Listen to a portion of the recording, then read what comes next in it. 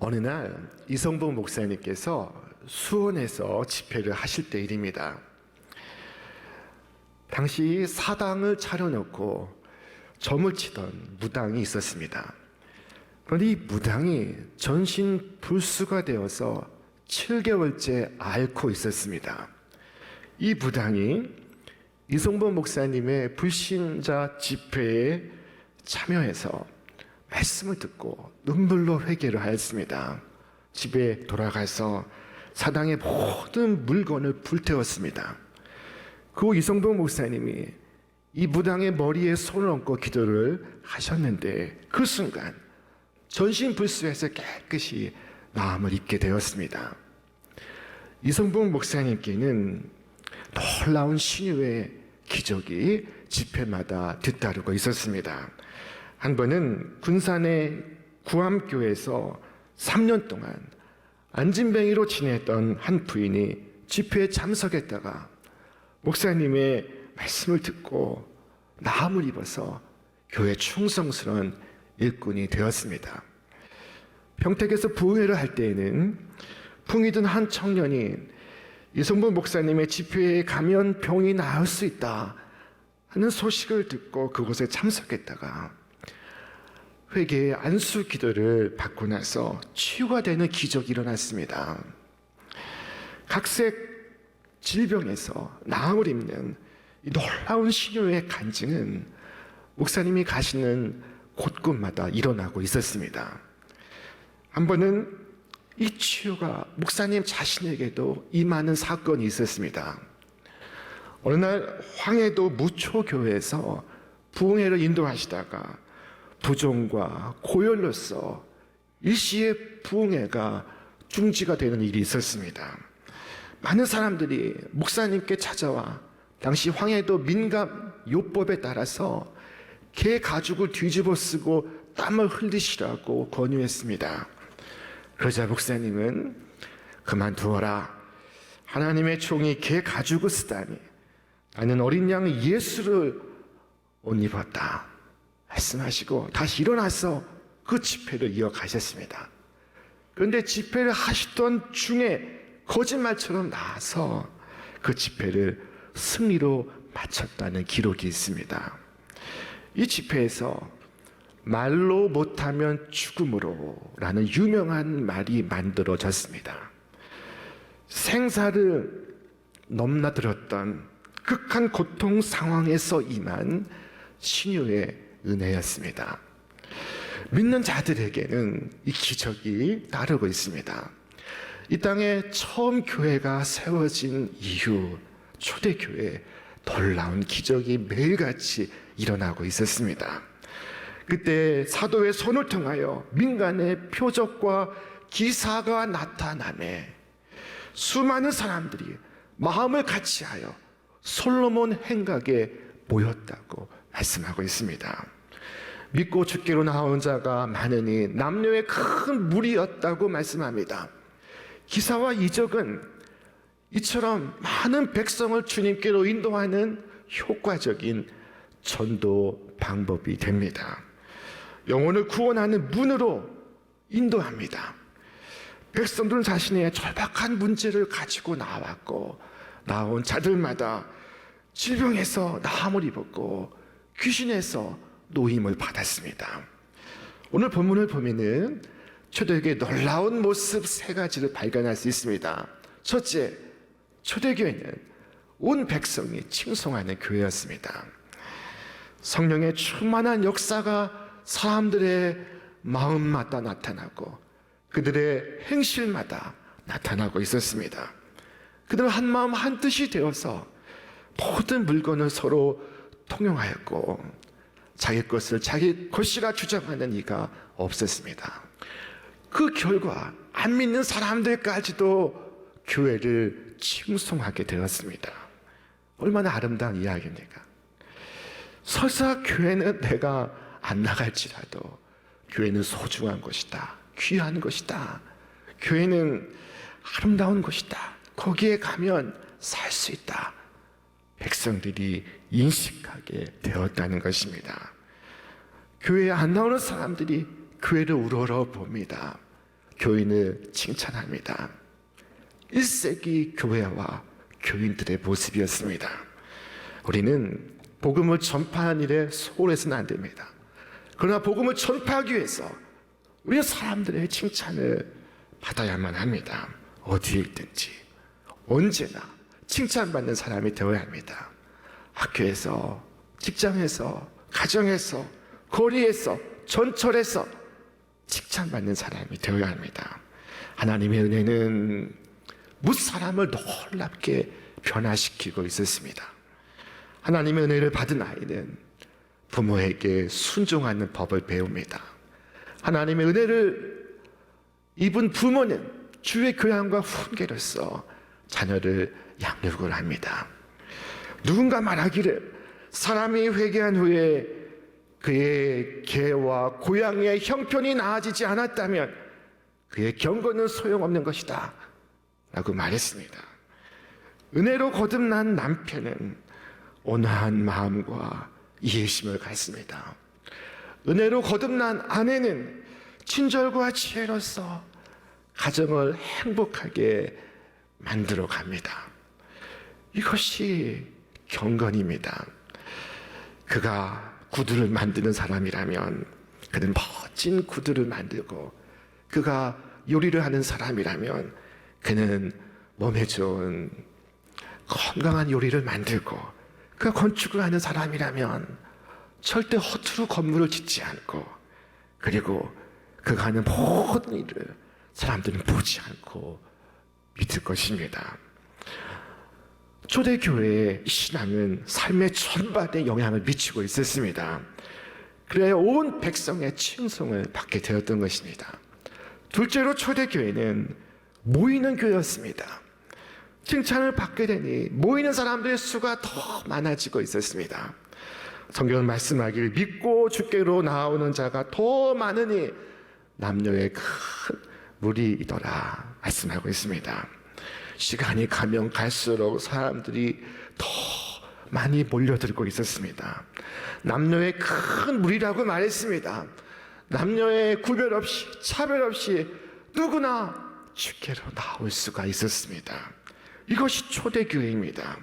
그들은 날마다 마음을 같이하여 솔로몬 행각에 모였습니다. 그들은 그곳에서 하나님을 예배할 것을 약속했고, 그리고 매일 그 자리에 나아가기에 힘썼습니다. 이 모임은 단순한 친목 모임이 아니었습니다. 불과 얼마 전에 사도들 몇 사람이 붙잡혀서 위협을 당하고 다시는 예수의 이름을 전파하지 말라는 경고를 받고 풀려났습니다. 그러나 핍박이 목전에 임했음을 알고도 사람들이 몰려들고 있었던 것입니다. 다른 사람들은 두려워 접근하지 못하는 그 성전의 행각에 사람들이 모여들어 사도의 말씀을 듣고 가르침을 듣고 찬송과 기도를 드리고 있었습니다. 자, 그들은 그리스도를 위해서라면 십자가를 질 각오를 한 사람들이었습니다. 그들은 성령의 역사를 체험했습니다. 그들의 마음속에는 믿음이 있었습니다. 모이는 그것이 바로 믿음의 증거였습니다. 초대교회는 모이는 교회였습니다. 그들은 열심히 모였습니다. 그곳에 생명이 가득했습니다. 우리 주님은 두세 사람이 내 이름으로 모인 곳에 나도 그들 중에 있느니라 말씀하셨습니다. 우리가 모여서 주님께 찬양과 기도를 드릴 때 주님이 함께 하시고 주께서 은혜를 베푸십니다. 성경은 모이기를 패하는 어떤 사람들의 습관과 같이 하지 말고 오직 권하여 그날이 가까움을 볼수록 더욱 그리하자, 더욱 잘 모이자 라고 권고하고 있습니다. 초대교회는 모이는 교회였습니다. 그들이 모이는 자리에 폭포수와 같이 하늘의 은혜가 쏟아지고 있었습니다. 초대교회 세 번째 특징은 능력이 나타나는 교회였다는 것입니다. 표적과 기사가 수없이 나타나고 있었습니다. 이것은 단순한 이적이 아니었습니다. 표적이라고 했습니다. 영어로 표적은 sign으로 번역될 수 있습니다. 사인의 목적은 사인 자체에 있지 않습니다. 사인이 가리키는 바, 사인이 나타내 보이는 바, 그것의 목적이 있는 것입니다. 예를 들면 안진뱅이가 일어났습니다. 그것은 이적입니다. 그러나 그 이적 속에 뜻이 있고 의미가 있는 것입니다. 그것은 곧 하나님이 우리와 함께 계시다. 하나님이 우리의 약함을 돌아보신다. 부활의 주께서 우리 가운데 살아 역사하고 계신다 라고 하는 것입니다. 그래서 표적인 것입니다. 그리스도의 현존이, 하나님의 임재가 이 사건 속에서 나타나고 있었던 것입니다. 단순한 물리적 의미에 그치지 아니하고 엄청난 영적 의미가 들어 있었습니다. 그래서 표적인 것입니다. 초대교회 표적 가운데 가장 큰 표적은 아나니아와 삽비라의 죽음이었습니다. 여러분, 삶도 죽음도 표적입니다.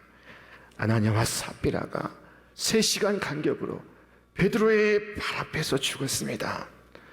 아나니아와 삽비라는 하나님을 속이고 사람을 속이려 하다가 하나님의 심판을 받았습니다.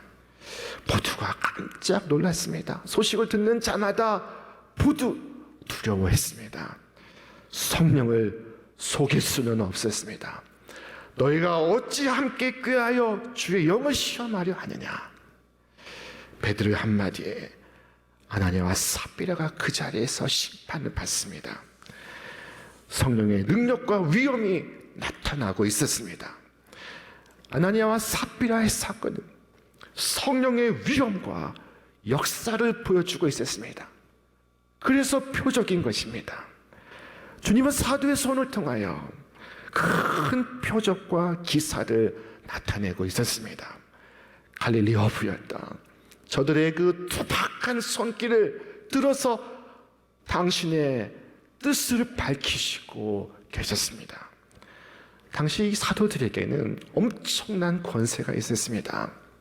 사람들은 베드로에게 감히 말을 하지 못하고 그가 지나가는 길에 환자를 놓고 그림자라도 좀 비쳤으면 하고 바랬습니다.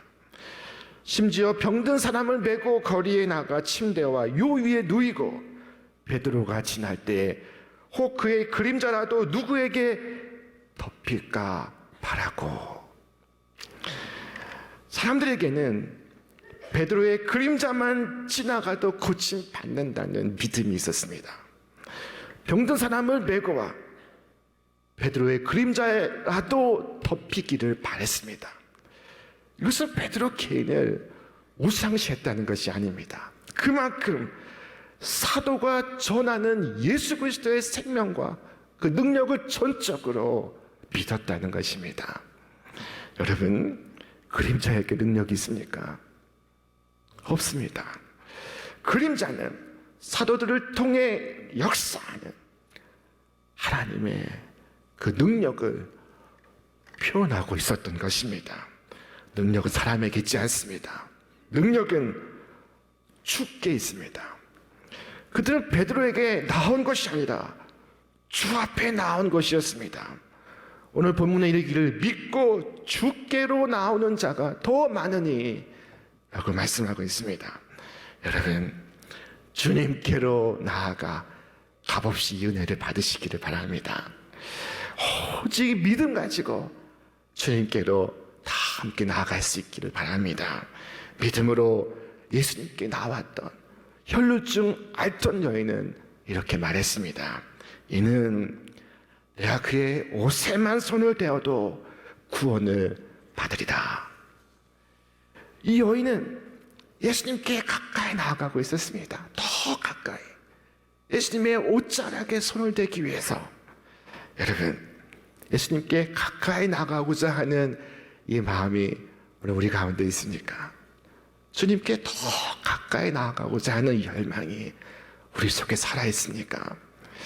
오늘도 그렇게 주께로 나오는 자들 주님은 받으시고 주님은 환영하시고 주님은 안아주실 것입니다. 예수님이 여인을 보시고 축복하시며 말씀하셨습니다. 딸아, 네 믿음이 너를 구원하였으니 평안히 가라. 왜 그저 나았다고 말씀하지 않으시고 네 믿음이 너를 구원하였다 말씀하셨을까요? 그것은 그녀의 치유가 옷에 손을 댄 행위로 인한 것이 아니고 믿음으로 인한 것임을 확인해 주시는 것이었습니다. 그림자가 아닙니다. 그 그림자에라도 덮이길 바라고 더 가까이 나가고자 했던 그들의 믿음이 그들을 온전케 하고 있었습니다. 사도의 능력이 아닙니다. 그리스도의 능력인 것입니다. 여러분, 사람에게는 힘이 없습니다. 위대한 사도 바울은 죽을 때까지 지병에 시달렸습니다. 그러나 그는 말했습니다. 그러므로 우리 함께 읽겠습니다. 내가 그리스도를 위하여 약한 것들과 능욕과 궁핍과 박해와 곤고를 기뻐하노니 이는 내가 약한 그때 강함이라. 약한 그 위에 강한 주의 능력이 임하고 있었습니다. 여러분, 성도의 능력이 어디에 있습니까? 그 자신에게 있습니까? 그렇지 않습니다. 성도의 능력은 그가 헌신한 그의 주님께 있는 것입니다. 하나님 외에 무슨 능력을 가질 수 있겠습니까? 하나님 외에 무슨 힘을 가질 수 있겠습니까?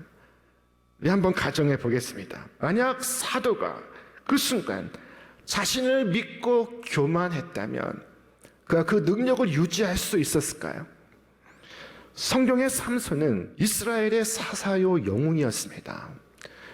그는 무지막지한 힘을 갖고 있었습니다. 그런데 그 힘은 그가 주님께 헌신하는 한 그에게 주어지는 것이었습니다. 그가 철저하게 그의 하나님께 헌신하는 한, 그가 오직 하나님을 섬기는 한, 이 헌신이 그의 머리털로서 표현되었는데 하나님께서 그와 함께 하심으로 그를 도우실 것입니다. 이것이 삼손이 가진 힘의 비밀이었습니다. 여러분, 성경이 무엇을 말씀합니까? 내가 무슨 말 더하리요? 기드온, 바락, 삼손, 입다, 다윗 및 사무엘과 선지자들의 이름을 말하려면 내게 시간이 부족하리로다. 그들은 믿음으로 나라들을 이기기도 하며 의를 행하기도 하며 약속을 받기도 하며 사자의 입을 막기도 하며 불의 세력을 멸하기도 하며 칼날을 피하기도 하며 연약한 가운데서 강하게 되기도 하며 전쟁에 용감하게 되어 이방 사람들의 진을 물리치기도 하며 하나님께 헌신하는 한 삼손은 천하무적이었습니다.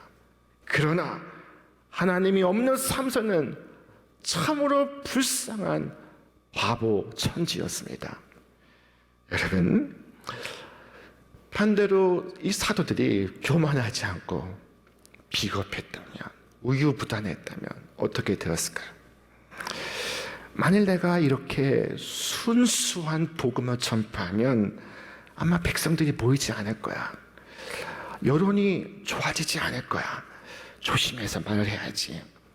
요즘 유행하는 철학을 전해야겠어. 왜냐하면 인기를 유지해야 하니까. 여러분, 만약에 사도가 혹은 오늘의 목회자가 세상을 두려워하고 염려하기 시작한다면 그는 결단나고 마는 것입니다. 여러분, 저는 단순히 목회자만이 아니라 우리 모든 성도에 대하여 말하고 있는 것입니다. 나는 승진도 해야 되고 돈도 벌어야 하고 나 자신도 돌아보아야 하고 멋진 미래도 설계해야 해. 그것이 내 인생의 목적이야.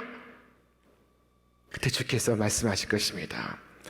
내가 그에게 힘을 주었는데 그가 나의 뜻을 버리고 그 힘을 자신을 위해 사용하고 그가 거기에서 자신의 영광을 취하는구나. 그가 나의 뜻을 행하지 않으니 그가 그 자리에서 내려와야 하리라. 여러분, 주께서 우리에게 말씀하셨습니다. 우리 함께 말씀 읽겠습니다. 너희는 먼저 그의 나라와 그의 의를 구하라. 그리하면 이 모든 것을 너희에게 더하시리라. 여러분, 주님께 항상 충성된 자가 되시길 바랍니다. 평생 주 앞에 충성된 자가 되게 해달라고 간절히 구하시기를 바랍니다. 사람들은 병든 사람을 메고 거리에 나가 침대와 요 위에 누이고 베드로가 지날 때 혹 그의 그림자라도 덮이면 나으리라 믿었습니다. 막 신앙생활을 시작한 초대교인들의 신앙은 불완전했습니다. 그러나 그럼에도 불구하고 그들 속에 믿음이 있었습니다.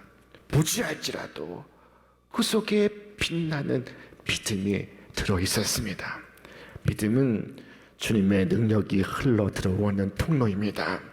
주님께 나온 자에게 주님은 넘치는 은혜를 주시고 계셨습니다.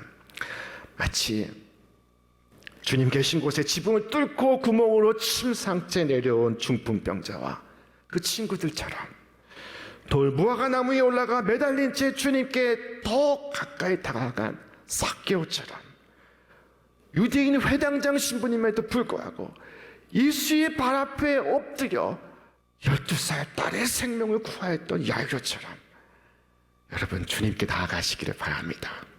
주님은 당신께 다가간 사람을 만나시고 돌보시고 치유하십니다. 여러분, 그동안 문제 해결을 위하여 많은 일을 해보셨습니까? 어려운 일도 해보고 힘든 일도 해보고 하기 싫은 일도 해보고 고통스러운 일도 해보셨습니까? 그러면 어째서 주님께 나아가는 이 단순한 일은 해보려 하지 않았습니까? 주님의 살아계심을 믿으시길 바랍니다. 살아계신 주님께 가까이 나아가시기를 바랍니다. 이 예배 속에 내 일생의 처음처럼 혹은 마지막처럼 주님을 예배하시기를 바랍니다. 세상에 가장 진실한 마음으로 주님께 나오시기를 바랍니다. 그때 주님께서 여러분을 덮으시고 여러분을 치유하시고 모든 문제에서 여러분을 자유케 해주실 것입니다. 오늘 우리에게는 우리가 붙잡을 주님의 옷자락도 우리를 덮어줄 베드로의 그림자도 없습니다. 그러나 그것이 없어도 전혀 문제가 되지 않습니다. 우리에게 주신 말씀이 있기 때문입니다. 우리 말씀 같이 읽겠습니다. 예루살렘 부근에 수많은 사람들도 모여 병든 사람과 더러운 귀신에게 괴로움 받는 사람을 데리고 와서 다 나음을 얻으니라. 아멘. 여러분, 이 말씀의 초대를 받아서 주님께로 나오시기를 바랍니다. 그래야 모든 병과 괴로움에서 깨끗이 나음을 입는, 다 나음을 입으니라 말씀이 임하는 여러분과 제가 되시기를 주님의 이름으로 축원합니다.